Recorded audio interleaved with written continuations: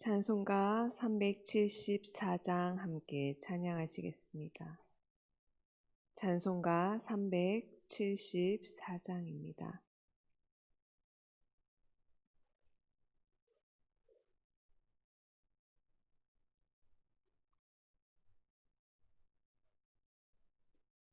나의 믿음 약할 때 주가 붙드네.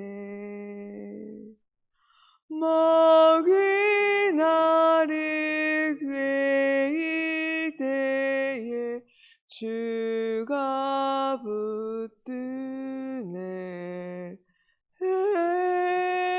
나를 붙드네.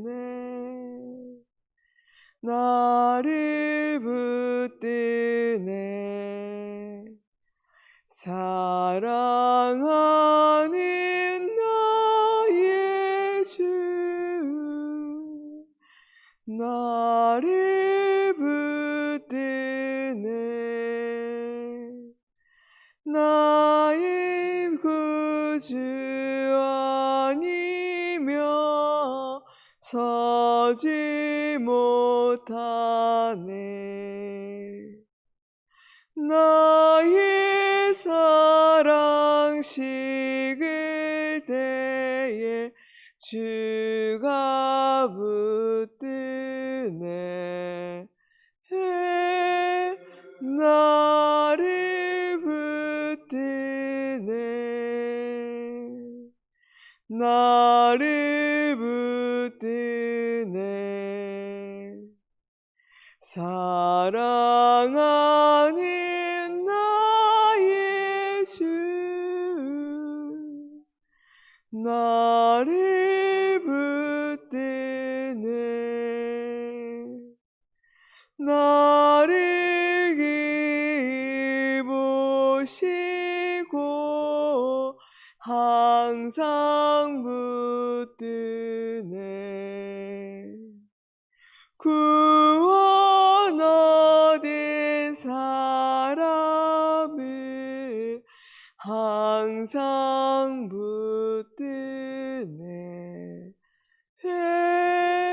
나를 붙드네. 나를 붙드네. 사랑하는 나의 주 나를 붙드네.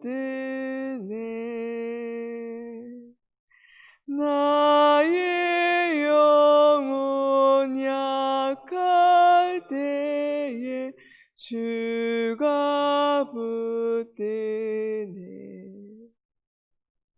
피를 흘려 샀으니 주가 붙드네.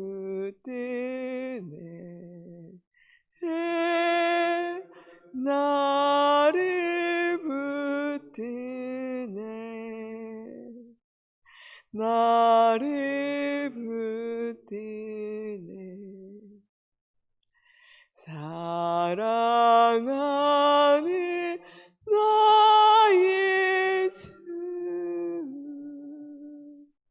나를 붙드네. 아멘. 이 시간 함께 나눌 말씀 예레미야 45장입니다. 예레미야 45장 1절부터 5절 말씀 함께 교독하신 후에 5절 함께 읽도록 하겠습니다. 예레미야 45장 1절부터 5절입니다. 유다의 요시야 왕의 아들 여호야김 넷째 해에 네리야의 아들 바룩이 예레미야가 불러주는 대로 이 모든 말을 책에 기록하니라. 그때에 선지자 예레미야가 그에게 말하여 이르되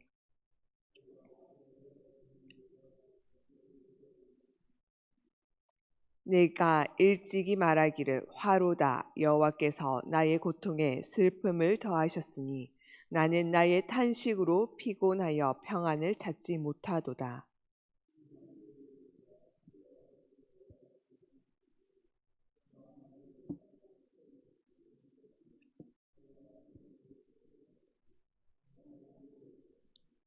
내가 너를 위하여 큰 일을 찾느냐? 그것을 찾지 말라. 보라, 내가 모든 육체에 재난을 내리리라. 그러나 내가 가는 모든 곳에서는 내가 너에게 내 생명을 노량물 주듯 하리라. 여호와의 말씀이니라. 아멘. 앞선 26장부터 44절은 선민이라 불리는 자들이 계속해서 저지르는 도저히 용납할 수 없는 패역함의 모습을 폭로하였습니다. 그에 따른 필연적인 결과인 유다와 예루살렘의 멸망을 보여주었습니다. 또한 더 나아가 나라가 망하였음에도 여전히 깨닫지 못하고 하나님의 뜻을 거슬러 애굽에 내려간 유다의 잔류민들까지 끝내 완전히 멸망하게 되리라는 심판 경고로 마무리되고 있습니다. 이러한 내용을 마무리하는 45장은 우리가 왜 하나님의 말씀을 붙들고 믿음으로 살아야 하는가에 대한 해답을 제시하는 것이라 할 수 있습니다. 그래서 본장에서 제시되는 하나님의 위로와 하나님의 생명 보존의 약속은 바룩 개인에게만 주어지는 것이 아니라 절망적이고 암담한 정황 가운데 있는 모든 믿음의 사람들에게 하나님의 말씀을 굳게 믿고 순종하는 삶을 살아야 한다는 사실을 힘있게 보여주고 있는 것입니다. 45장의 배경인 BC 605년은 근동의 국제정세나 유다 왕국의 형편이나 예레미야나 바룩의 개인의 삶에 있어서도 극심한 변화와 혼란의 시기였습니다. 바룩은 오랫동안 예레미야의 친구이면서 그의 서기관의 역할을 수행하였던 사람입니다. 그는 여호와 하나님의 말씀을 선포하던 예레미야를 따라다니며 그가 선포한 말씀을 두루마리 책에 낱낱이 기록하기도 하였고 예레미야가 처음 예언한 자로 부름받았던 요시야 왕 때부터 여호야김 제4년에 이르기까지 여호와의 말씀을 별도의 두루마리에 적어 모든 유다 백성과 왕에게 전달하기도 하였던 자입니다. 여호야김 왕이 그것을 불태워 버리자 다시금 여호와의 말씀을 두루마리 책에 기록한 사람도 바룩이었습니다. 그는 또한 예레미야가 하나멜의 밭을 사고 난 후에 작성한 매매 증서를 토기에 담아 오랫동안 보존하는 일을 맡기도 했으며 요하난의 무리에게 사로잡혀 예레미야와 함께 강제로 애굽에까지 끌려가기도 했던 자입니다. 바룩과 항상 함께한 예레미야는 유다 백성의 죄악을 고발하고 그에 상응하는 가혹한 심판을 선포하면서 바벨론에 항복해야 살 수 있다는 메시지를 전달하였기에 왕을 비롯한 지배 계층에게 모진 순환과 박해를 받았습니다. 따라서 그의 서기관인 바룩 역시도 극심한 고통과 슬픔을 겪었습니다. 3절을 보시면 하나님께서 과거에 바룩이 한탄하며 말했던 내용을 언급하시는 내용이 나옵니다. 내가 일찍이 말하기를 화로다. 여호와께서 나의 고통에 슬픔을 더하셨으니 나는 나의 탄식으로 피곤하여 평안을 찾지 못하도다. 바룩은 화가 자신에게 미쳤다고 말합니다. 공동 번역에서는 나는 이제 끝장이다 라고 번역하였고 표준 세번역에서는 나는 이제 꼼짝없이 죽게 되었구나 라고 번역했습니다. 그리고 이어서 여호와께서 나의 고통에 슬픔을 더하셨다 라고 바룩은 말합니다. 바룩은 현실적으로 사역을 하면서 물리적인 고통과 함께 정신적인 고통이 심했을 것입니다. 그는 사역을 하며 조국 유다에게 임할 무서운 심판의 내용을 책으로 기록하고 그 내용을 많은 사람들 앞에서 낭독하는 막중한 사역을 감당해야 했습니다. 그러나 사람들은 하나님의 심판의 메시지를 듣고 회개하기는커녕 하나님의 말씀이 기록된 두루마리를 태우기까지 하였고 예레미야와 바룩을 거짓 사역자로 몰아붙이는 패역한 행동까지 일관하였습니다. 이러한 모습에 그는 물리적으로 정신적으로 괴로웠을 것입니다. 이런 바룩은 생각보다 꽤나 유명한 명문가의 사람이었습니다. 그에게는 좋은 자질도 갖추고 있었고 존경받는 가문도 있었습니다. 그렇기에 그의 부모와 형제들은 세상에 좋은 위치에 있었습니다. 그에게도 그러한 명예를 사역자의 길 가운데서 얻고자 하는 마음이 있었을 것입니다. 하지만 그에게 닥친 현실은 기득권 세력들로부터 철저한 배척과 심지어 일반 백성들의 비난과 욕설과 모욕이었습니다. 그는 이를 견디기가 매우 힘들었을 것입니다. 이는 3절 하반절에 나는 나의 탄식으로 피곤하여 평안을 찾지 못하도다 라고 토로하는 내용을 통해 짐작할 수 있습니다. 그는 많은 학식과 자질을 가지고 있는 훌륭한 인재임에도 자기가 사역자로서 성공하지 못할 수도 있다는 생각으로 몹시 괴로웠던 것 같습니다. 이렇게 낙심해 있는 바룩에게 하나님께서 예레미야를 통해 말씀하십니다. 보라, 나는 내가 세운 것을 헐기도 하며 내가 심은 것을 뽑기도 하나니 온 땅에 그리하겠거늘 내가 너를 위하여 큰 일을 찾느냐? 그것을 찾지 말라. 보라, 내가 모든 육체에 재난을 내리리라. 그러나 너가 가는 모든 곳에서는 내가 너에게 내 생명을 노량물 주듯 하리라. 여호와의 말씀이니라. 보라, 하나님께서 바룩의 관심을 하나님께로 집중시키고 있으십니다.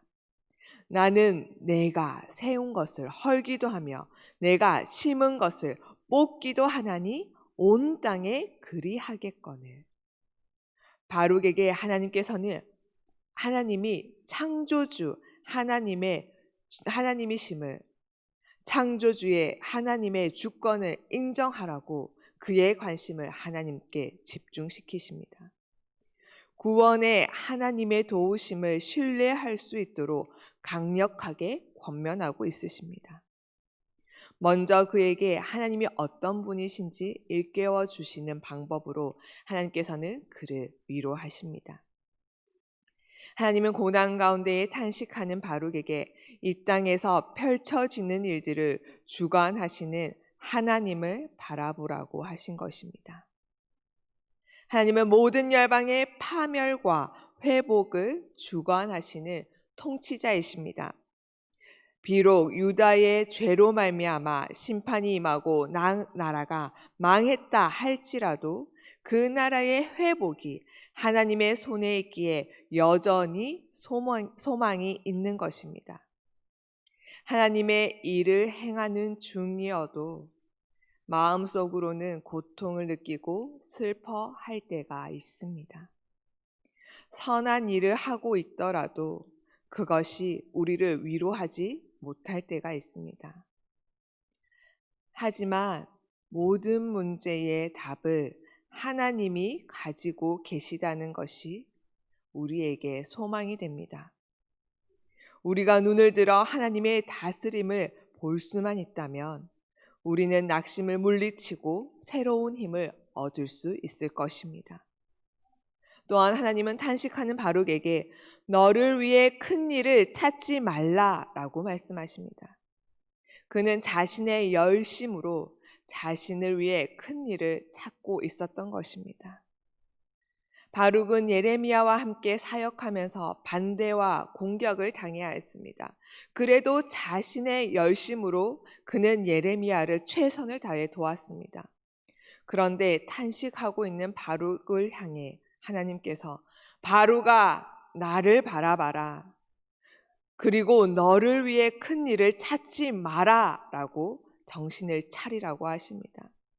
그렇게 열심으로 예레미야를 도왔던 바룩을 향해서 말입니다. 바룩이 탄식하며 주저앉아 버린 까닭은 바로 지금 그 일을 한 원동력이 하나님을 위한 것이 아니라 바로 자신을 위한 자신의 야망이었던 것이지요. 영국 출신의 인도 선교사 윌리엄 캐리가 이런 말을 하였습니다. 하나님으로부터 위대한 일을 기대하고 하나님을 위해 위대한 일을 시도하라라고요. 우리는 먼저 하나님으로부터 위대한 일을 기대해야 합니다. 즉 하나님의 뜻을 확인해야 합니다. 이것이 하나님의 일이니 무조건 내 열심으로 하고 노력하면 그 뒷일은 하나님이 알아서 책임지시겠지가 아닙니다. 우리가 자주 실수하는 부분이 바로 이것이지요. 우리의 열심으로 하나님의 일을 열심을 내서 하다가 내가 원하는 대로 되지 않을 때, 우리가 생각하는 대로 일이 펼쳐지지 않을 때 우리도 바룩과 같이 낙심합니다. 우리가 해야 할 것은 먼저 하나님으로부터 하나님의 뜻을 받는 것이 먼저입니다. 그리고 하나님을 위해 나아가는 것입니다.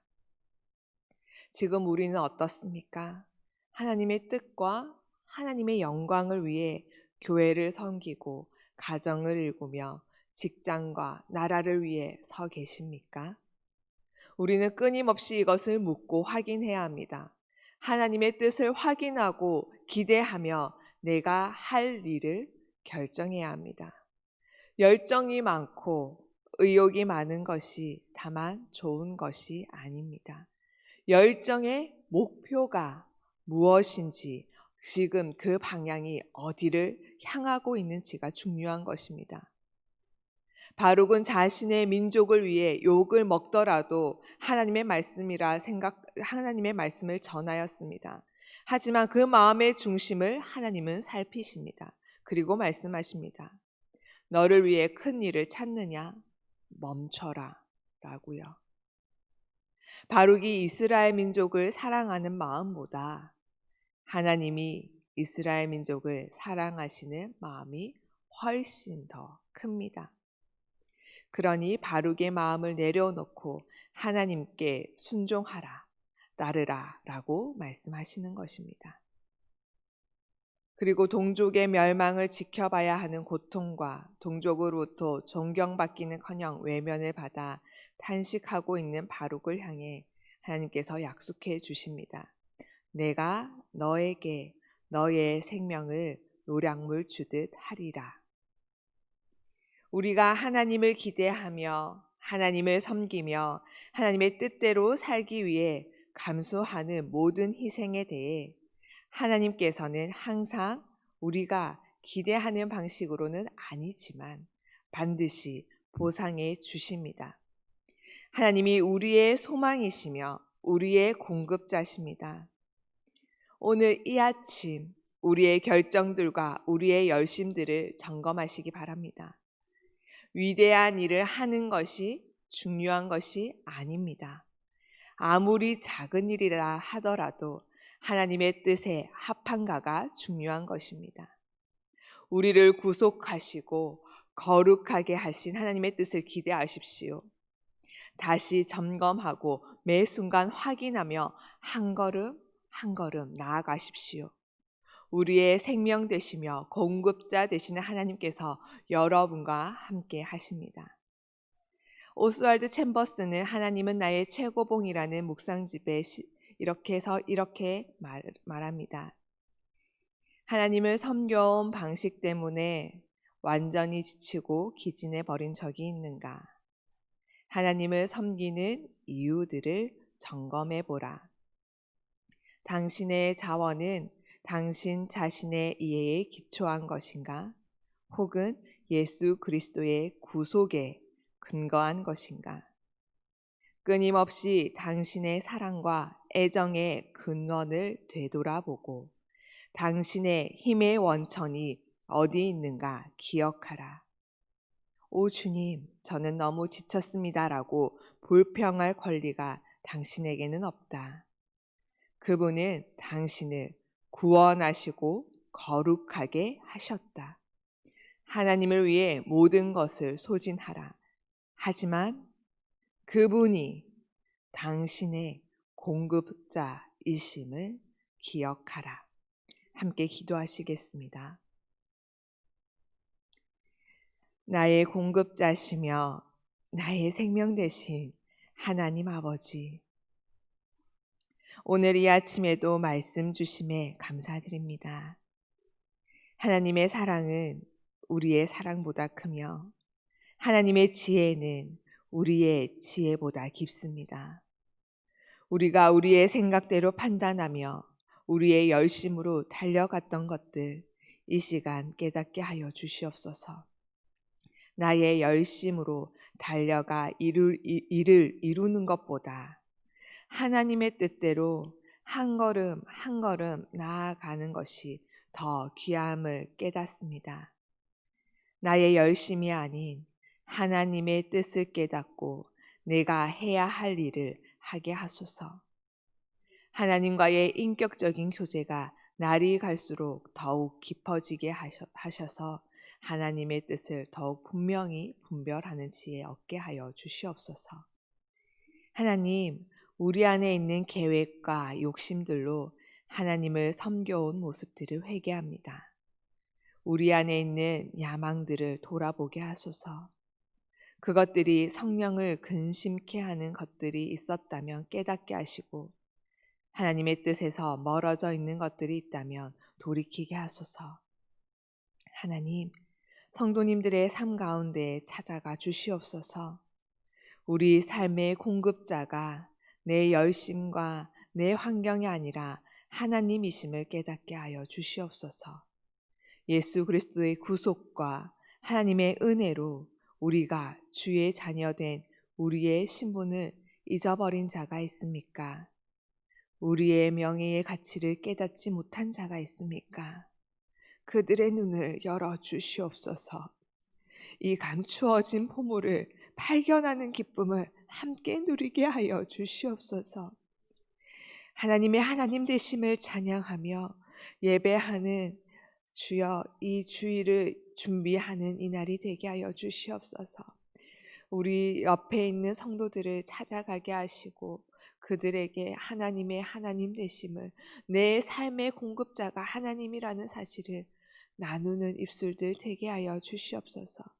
입술에 발린 고백이 아니라 내 중심의 고백으로 그 중심이 흘려져 나갈 때에 하나님, 그 영혼을 두드리게 할 줄 믿습니다. 우리 마음이 온전히 순전히 주님만을 바라게 하여 주시옵소서. 이 하루도 주를 향한 고백으로 넘쳐나게 하실 예수님 이름으로 기도드립니다. 아멘. 하늘에 계신 우리 아버지, 아버지의 이름을 거룩하게 하시며 아버지의 나라가 오게 하시며 아버지의 뜻이 하늘에서와 같이 땅에서도 이루어지게 하소서. 오늘 우리에게 일용할 양식을 주시고 우리가 우리에게 잘못한 사람을 용서하여 준 것 같이 우리 죄를 용서하여 주시고 우리를 시험에 빠지지 않게 하시고 악에서 구하소서. 나라와 권능과 영광이 영원히 아버지의 것입니다. 아멘.